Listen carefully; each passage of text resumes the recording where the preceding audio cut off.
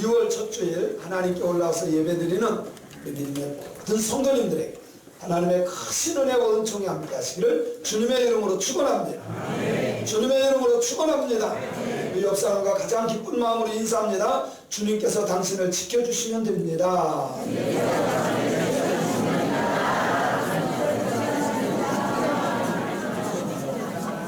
다시 한번 인사합니다.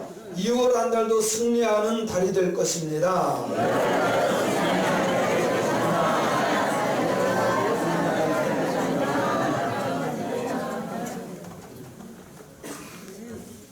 제가 지난 주간에 저하고 같이 공부하는 목사님이 계세요. 이용동 목사님이신데 우연치 않게 얘기하다가 간증을 들었어요. 이분이 신학을 공부하시고 목회 나가려고 막 준비하고 있는데 어느 세미나를 간 거예요. 근데 거기 세미나 강사님이 여러분 선교해야 됩니다. 선교해야 됩니다. 근데요 가슴이 그렇게 뜨거운데 선교해야 된다. 이게 계속 징징징 들리고 그래서 지도를 쫙 폈는데 중국이 확 들어오면서 막 눈물이 펑펑 쏟아지더라고요. 이미 하나님은 지도를 볼 때 택해서 두루두고 있는 거예요. 그래서 다른 거 다 뒤로 하고 중국으로 선교를 나가요.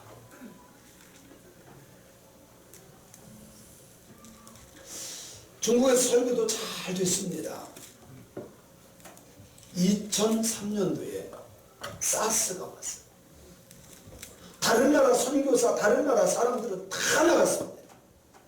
요즘에 보세요. 일본 사람 나오죠. 미국 사람 나가죠. 우리나라 사람 나오죠. 다 나오는데 이 선교사님은 내가 여기 뿌린데 안 나오는 거예요. 내 아들이 쌌어요. 이 아들이요 막 떨면서 울면서 아버지한테 부탁합니다. 아빠 나 절대로 병원 보내지 마세요. 병원에 가면 격리시키는데 어디로 격리시킬지 몰라요. 어떻게 할지 모른대요. 그러니까 그거를 들은 아이가 떨면서 울면서 아빠 나 병원 보내지 말아주세요. 다행스럽게 그 교회 이 선교사님이 하던 그 교회에 의사 선생님이 계셨는데 의사 선생님이 매일 와서 치료해 줘가지고 낫은 거예요. 아멘. 아멘. 그리고 나서요 사스 때에는 우리나라 사람이 한 명도 안 죽었어요. 소문이 어떻게 나느냐면 한국 김치 먹으면 안 걸린다.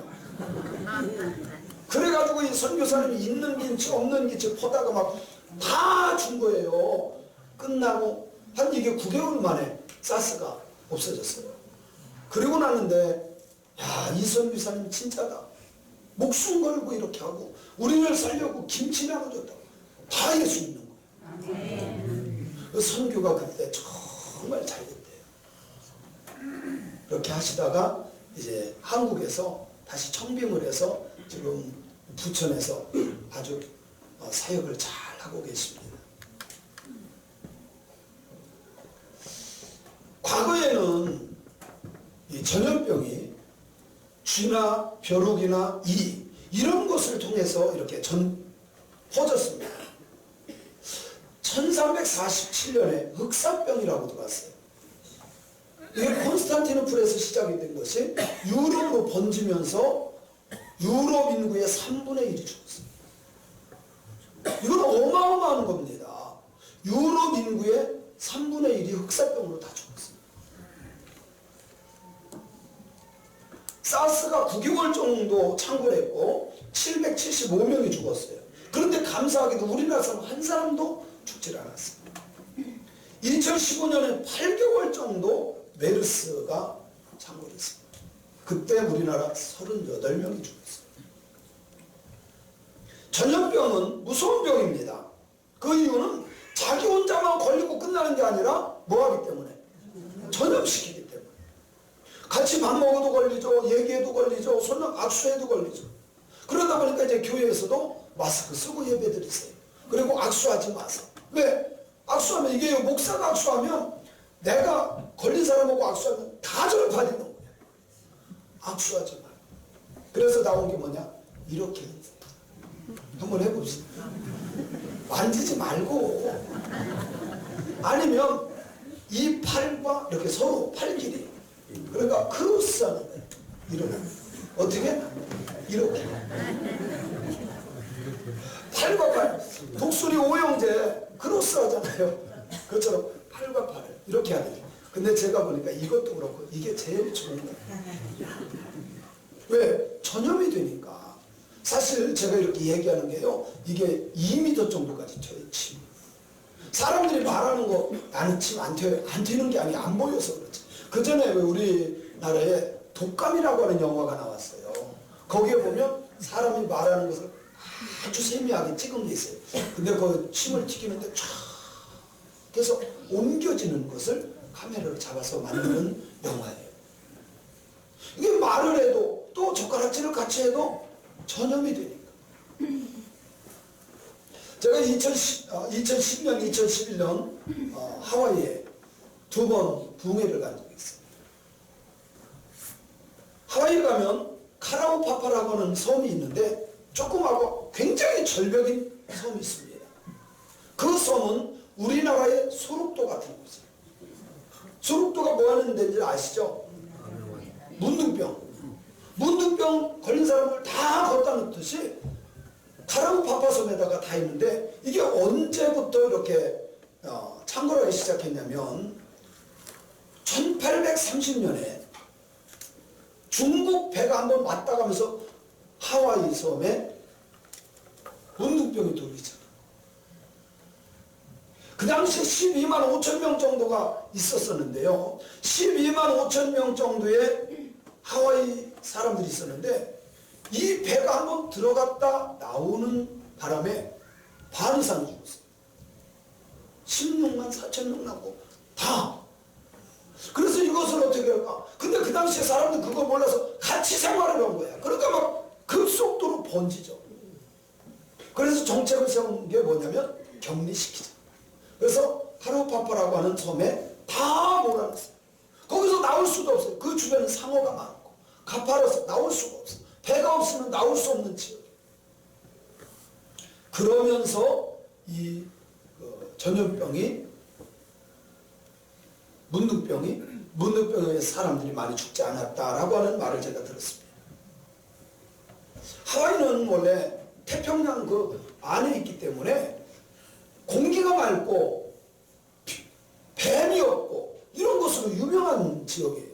그런데 어떤 전염병이 하나 들어가면 그 섬에서 모르는 사람들에 의해서 서로 전염이 되어서 많은 사람이 죽었다라고 하는 것을 제가 들은 적이 있습니다. 나쁜 것은 쉽게 전염돼요.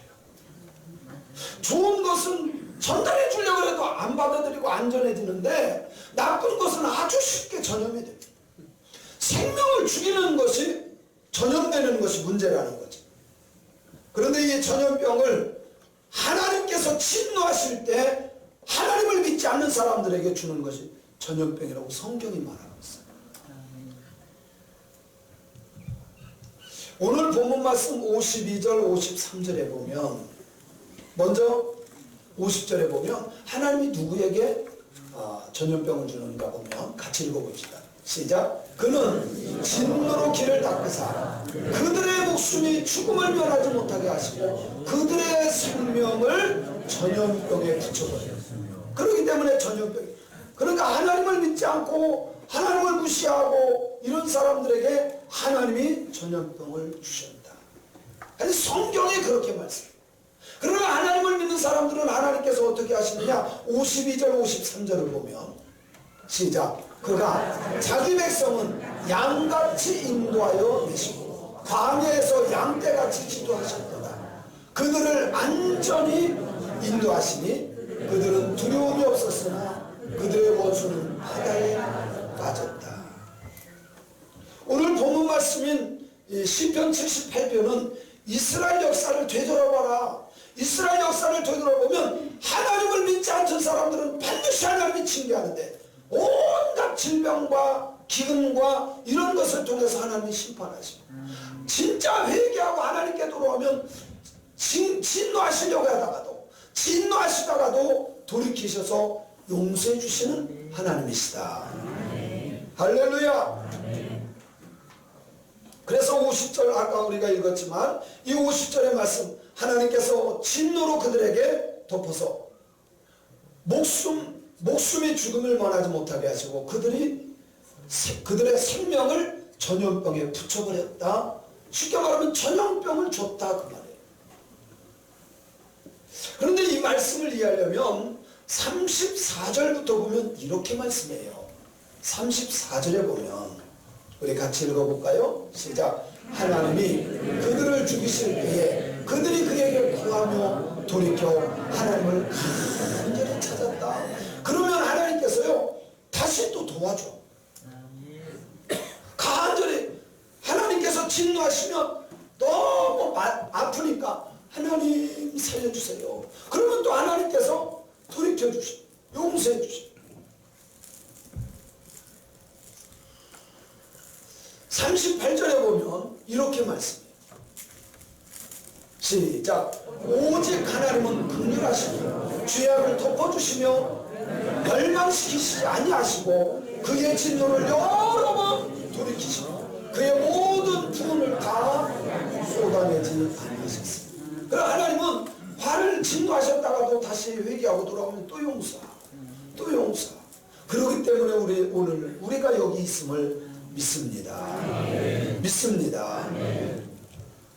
그리고 나서 40절로 42절에 보니까 시작. 그들이 광에서 그에게 반항하며 사막에서 그를 슬프시게 함이 몇 번인가 여러 번 있었다는 거예요.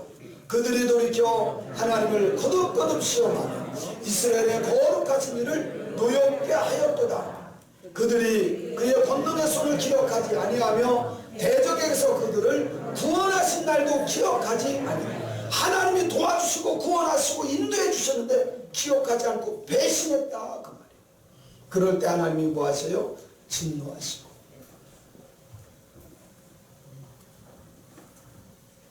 하나님께서 이스라엘 백성들을 괴롭히던 애국 백성들, 하나님께서 그들을 철저히 막아주시고 오히려 그들에게 질병을 주시고 기근을 주시고 어려움을 줬어요. 근데 하나님의 백성들이 하나님을 무시하고 우상을 섬기고 하나님을 떠났을 때 그 모든 진노가 그대로 이스라엘 백성들에게 갔던 것을 우리가 볼 수 있습니다. 그 말씀 오늘 50절부터 있는 말씀이에요. 사랑하는 성도 여러분, 하나님을 떠났을 때, 하나님을 의지하지 않을 때 찾아오는 것은 하나님의 진노하심인데 그 진노 속에 기근과 전염병이 있다는 것을 깨닫길 바랍니다. 그러나 하나님을 믿는 백성들에게는 얼마나 위로하심이 크신지 하나님은 철저하게 보호하시며 양을 보호해 주신 줄로 믿습니다. 그래서 양같이 인도해 주셨다. 다윗은 시편 23편에 보면 여호와는 나의 목자시니 내게 부족함이 없으리로다. 그가 나를 푸른 주장에 누시며 쉴 만한 물가로 인도하시는도다. 그래요. 주님이 나의 목자가 되시면 내가 위험한 길을 갈지라도 하나님이 다 보호해 주시고 인도해 주시고 지켜주시는 줄로 믿습니다. 여러분, 목자는 뒤에 따라가지 않습니다. 먼저 앞서가면서 양을 끌고 가는데 위험한 자리에서 벗어나게 하고 위험한 것을 막아주는 게 목자예요. 하나님이 나의 목자가 될 때, 우리의 목자가 될 때 우리의 위험은 벗어날 줄로 믿습니다. 믿습니다. 그래서 오늘 말씀 53절에 보면 이렇게 말씀해요. 시작. 그들을 안전히 인도하시니 그들은 두려움이 없었으나 그들의 원수는 바다에 빠졌다. 그래요. 하나님이 양떼와 같이 인도하기 때문에 안전하게 인도해 주시는 것을 믿으세요. 두려워하지 말고 하나님이 인도하시면 양떼를 인도하는 것처럼 가장 편안한 곳으로 안전한 곳으로 인도해 주실 줄로 믿습니다. 54절에 보면 또 이렇게 말씀합니다. 같이 있습니다. 그들을 그의 성수의 영역 곧 그의 인도하시고, 이 말은 하나님이 계시는 예루살렘 성을 말해요. 하나님이 임재하시는 예루살렘 성, 시온산이죠. 하나님을 믿고 하나님을 의지하는 그 사람들 결국 하나님이 계신 곳으로 인도해 주심을 믿습니다. 문제는요, 하나님을 떠나는 게 문제지.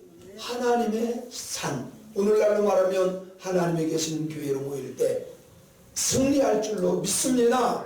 하나님이 지켜해 주실 줄로 믿습니다. 아멘. 그리고 55절에 보면 이렇게 우리에게 말씀합니다. 또 나라를 그들 앞에서 쫓아내시며 줄을 쳐서 그들의 소유를 분배하시고 이스라엘의 지파들이 그들의 장막에 살게 했다라고 말씀합니다. 그렇습니다. 하나님이 도와주셔야 돼요. 하나님이 인도해 주셔야 돼요. 그러려면 하나님을 의지하는 신앙인들이 되어야 할 줄로 믿습니다. 지금요, 중국이 바이러스 때문에 문제가 아니라 제가 보기에는요, 얼마나 하나님 앞에 반항하는지. 교회라는 교회를 다 무너뜨려요. 선교사님들 99%는 다 내주죠. 쉽게 말하면 선교사 역할 못하는 사람, 한 명도 전도 못하는 사람, 그 사람들 빼놓고 다 쫓아냈어요. 열심히 사역하던 사람 다 쫓겨났어요. 제 친구 목사님은 신학을 하자마자 교회를 개척했는데 크게 부흥했어요. 그래서 교회를 지었어요. 송도경 선교사랑 친구인데. 그리고 나서 중국을 향한 열정이 있었어요. 그래가지고 대만으로 가서 3년 동안 중국어를 배우고, 그걸 딱 끝내는데 중국이 열린 거예요. 그 전까지는 중국 못 갔잖아요. 중국이 열렸어요. 그래서 중국 가서 선교하기 시작했는데 얼마나 하나님이 물질적인 축복과 선교문을 열어주시는지 굉장히. 그래서 자기가 모여하면 모이는 사람 50만 명 정도. 여러분, 광명시 인구가 30만 정도밖에 안 되잖아요. 그죠? 거의 2배. 얼마나 많은 사람들이 선교가 돼요. 쫓겨났어요. 너무 그래도 감사한 것은 자기에게 은혜 받은 사람들이, 그 사람 이제 공산당 간부가 있는데 얘기를 해줘. 지금 이렇게 해서 다 쫓겨나려고 조사 중이다. 그래가지고요, 먼저 도망나갔어. 그래서 이거를 빨리 팔아가지고 가지고, 제주도는 무비자야. 그래가지고 거기 사람들이 다 돈을 날라줬어. 거기 얼마나 많은. 그래가지고 제주도에 무비자로 중국 사람들이 와서 지도자 교육을 받고 들어가서 중국 가서 하라고 센터를 세웠어요. 크게 선교센터를 줬어요. 우리 교회도 왔었고, 저하고 선교를 열심히 하던 최요한 선교사도 마찬가지예요. 거기서 굉장히 중국 전역을 다니면서 15개 신학원을 운영을 하면서 정말 열심히 했어요. 결국은 쫓겨났잖아요.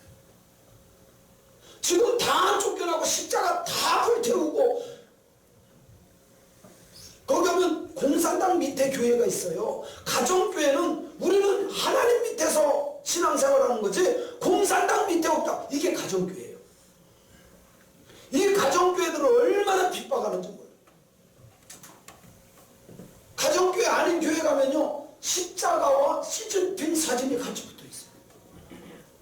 완전히 이거 미쳐가는 거 아니에요? 그래서 제가 동영상을 준비했어요. 동영상 2개를 볼 텐데,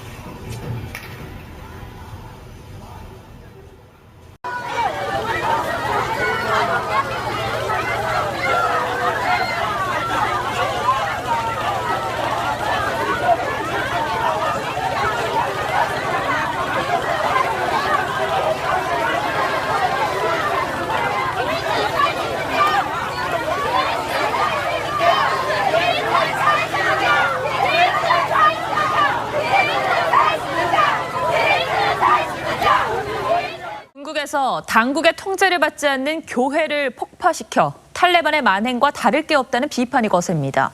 중국 당국의 종교 탄압 우려가 커지고 있습니다. 고서정 기자입니다. 중국 산시성 림펀시. 하늘로 우뚝 솟은 교회 첨탑이 자욱한 연기에 휩싸인 채 쓰러지고 있습니다.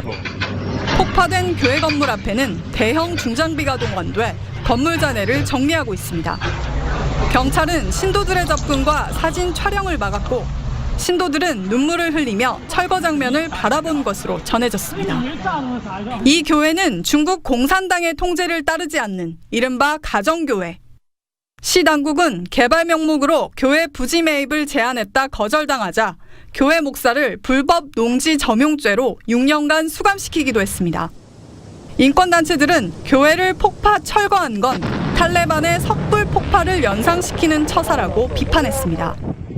더구나 중국은 내달부터 종교인과 종교단체에 대한 통제를 강화하는 새로운 조례를 시행할 예정이어서 종교 탄압에 나서는 것 아니냐는 우려가 증폭되고 있습니다. TV조선 고서정입니다. 기가 막힌 일이 중국에서 현실로 이루어지고 있어요. 여러분, 공산주의는 절대로 교회를 인정하지 않습니다. 삼작교회라고 있어요. 삼작교회. 이거는 공산당 말을 듣는.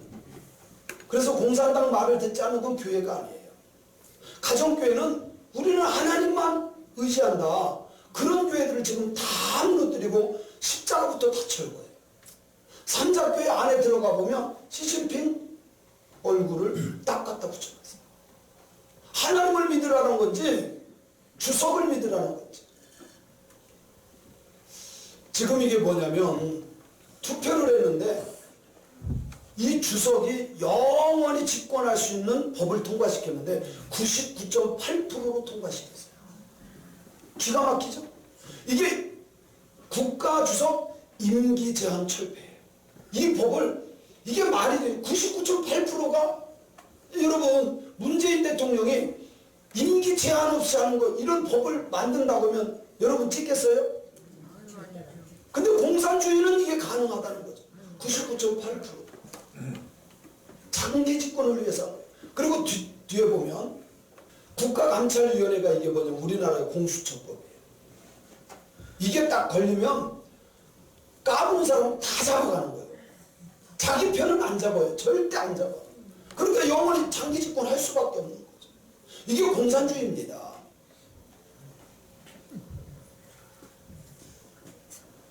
공산주의와 기독교는 절대로 같이 갈 수 없어요.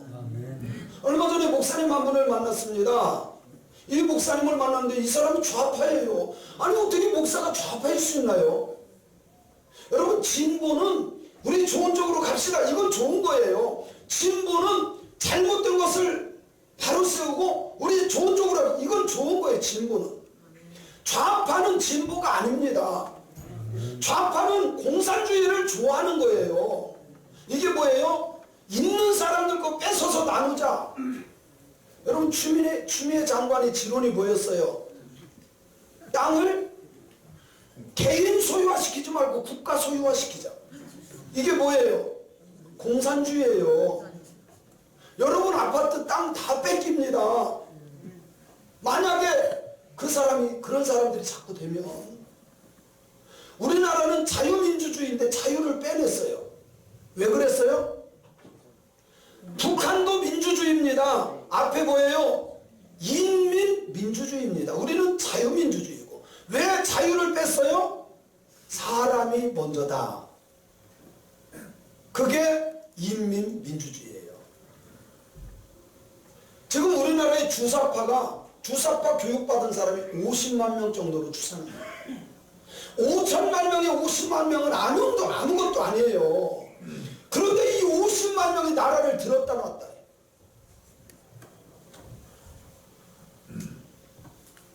공산주의는 하나님을 믿지 않아요. 그래서 거짓말을 마음대로 하고 사람을 처단을 아무렇게 합니다. 이게 공산주의입니다. 지금 중국이 그렇게 하는 거예요. 북한도 마찬가지입니다. 근데 너무너무 신기한 것은 하나님을 믿는다고 하는 사람들이 공산주의를 좋아해요. 이게 있을 수 있는 건지 저는 모르겠어요. 하나님을 믿는 걸까요? 원래 공산주의라는 건 유물론자이기 때문에 하나님을 안 믿어요. 지금이 정신 차려야 될 때인 줄로 믿습니다. 북한이 핵 개발했다고 그것 때문에 사는 게 아니라 하나님을 믿어야 사는 거예요. 한국도 마찬가지입니다. 한국도 하나님 의지해야지. 아멘. 겸손하게 하나님을 의지하고 믿음의 길을 걸어갈 때 하나님께서 양떼를 인도하는 것처럼 인도해 주실 줄로 믿습니다. 참 너무 마음 아프게요. 지금은 우리나라가 부자들, 회장, 사장들은 다 못된 사람으로 날마다 뉴스 나온 게 그거예요. 다 못된 사람. 그래서 그 사람들 거 다 뺏어야 돼.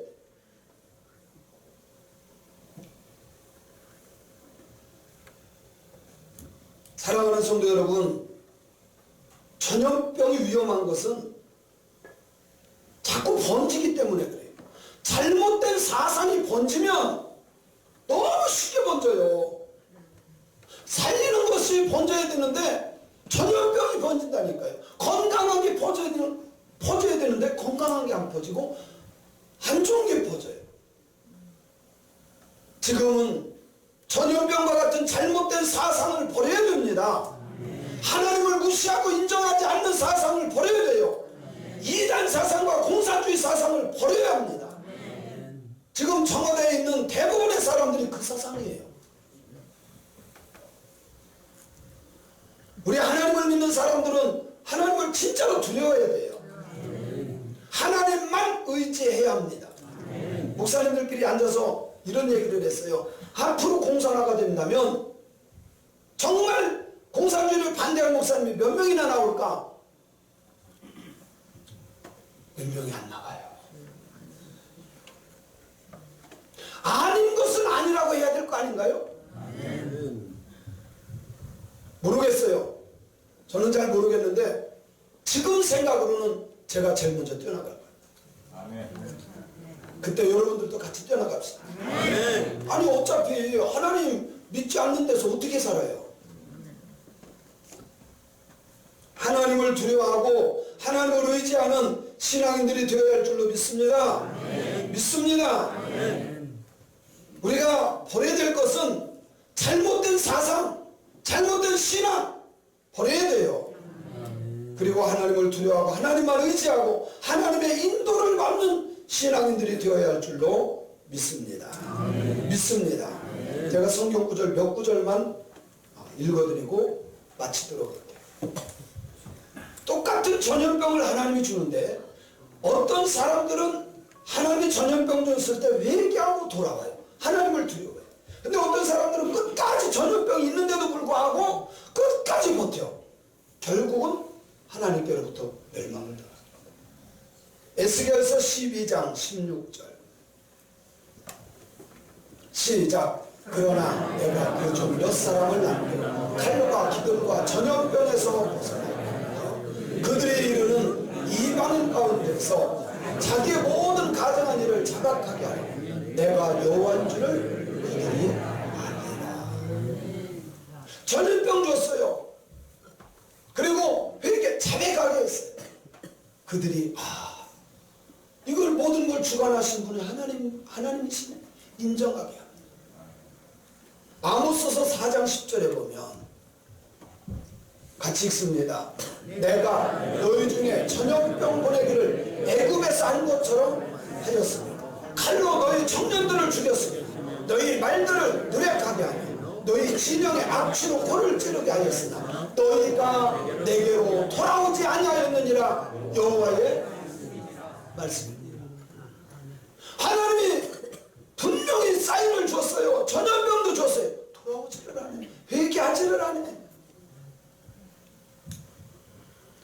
놀라운 사실은 하나님께서 마지막 때에 기근과 지진과 전염병 이런 것을 사용해서 징조를 보여주신다고 말씀합니다. 누가복음 21장 11절에 보면 시작. 곳곳에 큰 지진과 기근과 전염병이 있겠고 또 무서운 일과 하늘로부터 큰 징조들이 있습니다. 이때가 되면 정말 이때는 깨어 기도할 때. 아멘. 지금이 악한 때입니다. 어수선할 때입니다. 이럴 때일수록 하나님을 믿고 의지하고 하나님께로 돌아오는 깨어있는 새광명교회 성도님들이 다 되시기를 주님의 이름으로 축원합니다. 축원합니다. 전염병이 주는 교훈을 우리는 그냥 무시하면 안 돼요. 보통 이 전염병이 오면요 8개월, 9개월 가더라고요. 그냥 한두 달에 끝나는 게 아니다. 이럴 때일수록 깨어 기도하고 하나님 의지하는 믿음의 사람들이 되시기를 바랍니다.